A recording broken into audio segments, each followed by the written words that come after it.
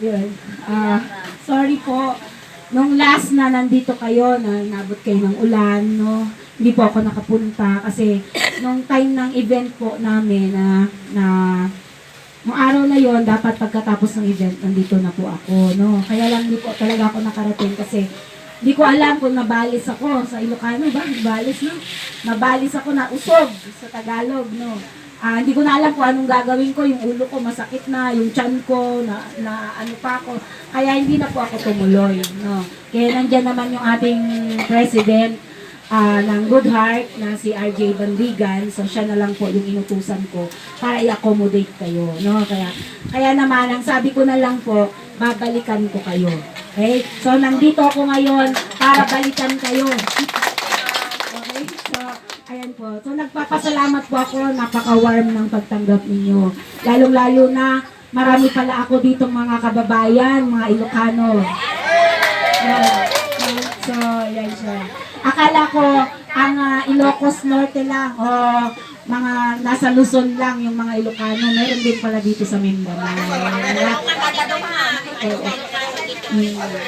Ado tayo amin. Thank you so much sa inyong lahat, mga ma'am. Sir, sa trust po ninyo na sumali kayo sa Good Heart Philippines Foundation. Ano po?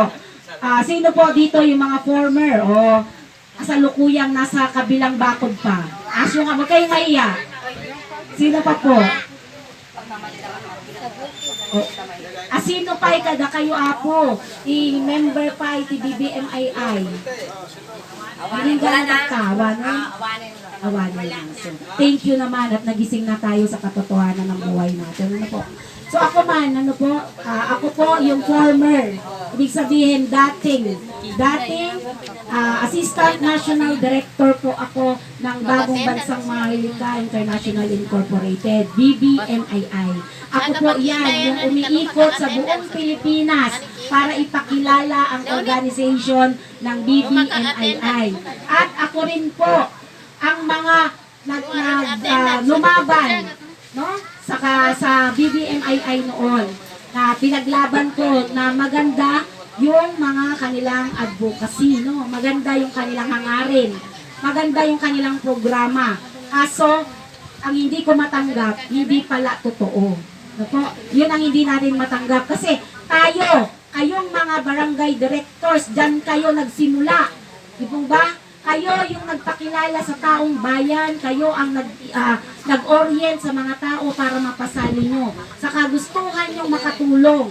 Opo, kahit mag-abono tayo, maulanan tayo, maarawan tayo, papagod tayo, wala yun sa atin. Opo, kasi ang nasa puso natin ay makatulong sa mas nakakarami. Kasi ako man po, nagdaan din ako sa pagiging barangay directors bago po ako napunta sa MS, no, municipal directors, hanggang umakyat po yung rank ko, hanggang naging assistant national director po ako. Diba?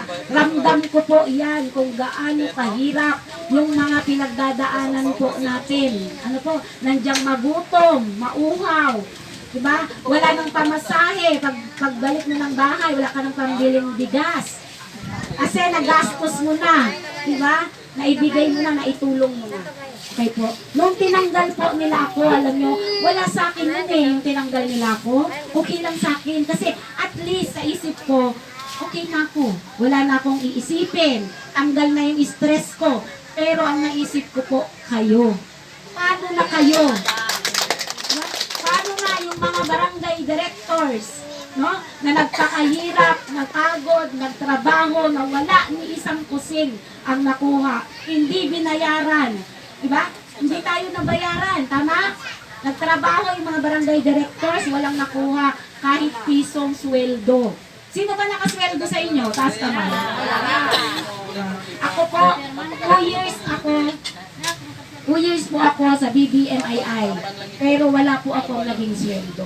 Ang naging pakinabang ko po sa BBMII ay yung aking nakukuhang 10% doon sa mga napasali nating member. Yan naman po ay ginagamit ko pang travel, pang accommodation, pang kain, pang gastos. Sa palagay nyo ba yung 10 pesos, buong Pilipinas yung iniikot ko, kasya? Siyempre hindi, no?